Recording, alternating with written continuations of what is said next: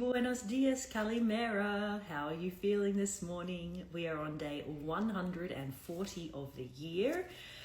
Hopefully you woke up well rested after a nice night of sleep and you're enjoying some yin time on this beautiful morning. I decided to move inside to do today's reading just because it's been so noisy outside and it's a little distracting when I read. And I'm conscious of this recording that you want to have a nice quiet and yin start to your day and not hear traffic and construction and motorbikes and everything else that's going on in the outside world. This is one of the shadow sides of living in a city. I don't usually live in the city. I don't identify as somebody that likes the city. I definitely like to visit. It's been a lot of fun being here in Athens, but just the consistent noise, just non-stop noise, really gets to me. And I'm sure if you live in a more rural area like I do, I live, typically when I'm not traveling, I live on the beach in a very quiet place. I just hear the ocean and the birds. So it's very disruptive to my nervous system to be around this level of noise and just even humans, just so many people, hustle and bustle. I find myself retreating back to this Airbnb, which is beautiful. It's a wonderful apartment.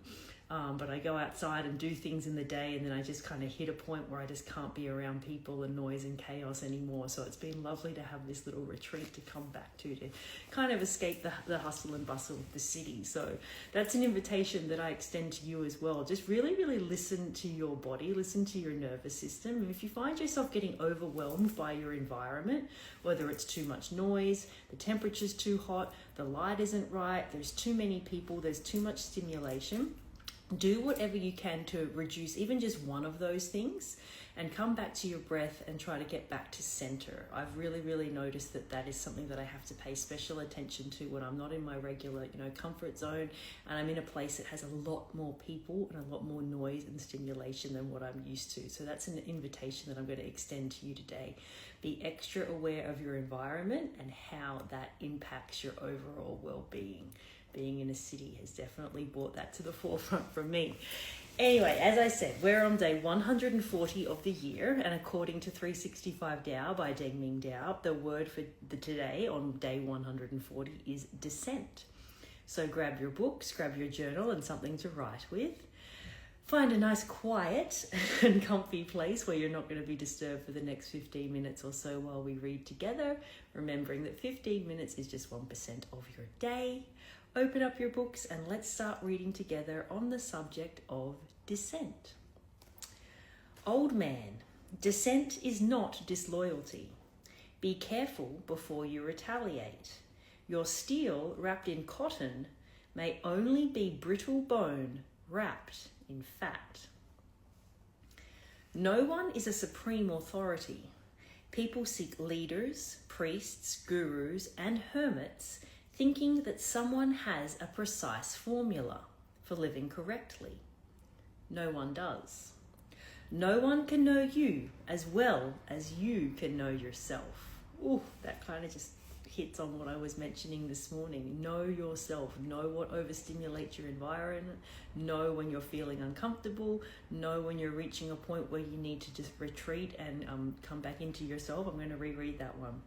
No one can know you as well as you know yourself. And the more you know yourself, the better off you're going to be because you're going to prioritize your well-being and you're going to discern the environments that you put yourself in. It's really important. All that you can gain from a wise person is the assurance of some initial guidance.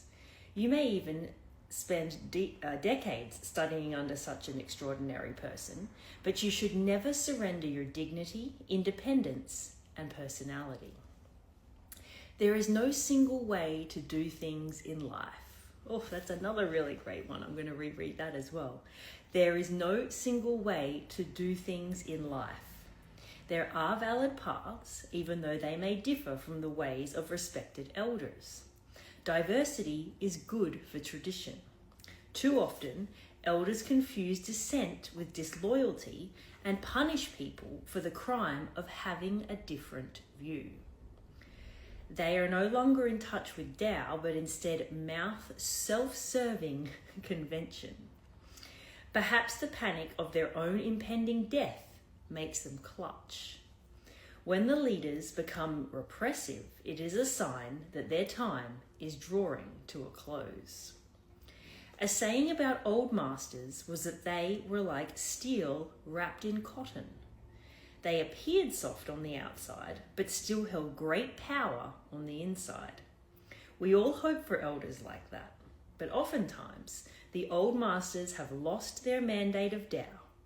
Then, when tested, they are merely brittle bone and fat. How can we respect such people? So that last little paragraph is all about, that saying, don't judge a book by its cover. Appearances can sometimes be very, very deceiving. And as it says here, strive to be somebody that is cotton on the outside, soft and, calm, but steel on the inside, very strong, has conviction, has discernment, has all of these things, knows themselves very, very well, rather than somebody that puts on a show on the outside and doesn't really have anything to back it up on the inside. That last passage is a really, really good one. I invite you to reread that. You might want to reflect on it and journal about it. But this sentence really, really stuck with me as well. There is no single way to do things in life. That's so important. Everybody is different in this world. We are all unique, different human beings walking our own unique, different path. And my way of doing things will not be the same as your way of doing things, and it won't be the same as this person's doing things either, and that's okay. Differences are what makes the world go around, it what makes us unique, and we are all having our own unique experience here, and difference is not something to be feared. Differences should be celebrated, and you should have compassion when you come across people that have a differing way of life or a differing point of view. You don't have to agree with it, but you do need to respect it, and you do need to show compassion for that person's differences. That's something else that's really important to remember. There is no single way to do things in life. And then I'll reread this sentence that I really, really love. No one can know you as well as you can know yourself. So I invite you to use that as your journaling prompt this morning. Sit with that sentence for a couple of minutes. You might want to meditate on it. You might want to write it down and make it your journaling prompt. Know yourself. And as I said earlier this morning, if you find yourself in an environment today where you're a little overwhelmed, like I have been for the last few days in this city, know yourself. Know that that's not good for you, not good for your nervous system. That's not where you're going to thrive. Remove yourself from that environment. Know yourself and take care of yourself and your well-being. Only you know how to take care of you. So on that note, I wish you a beautiful, beautiful day. Thank you so much for being here for 140 days of this year, and I will check in with you tomorrow from Istanbul, Turkey.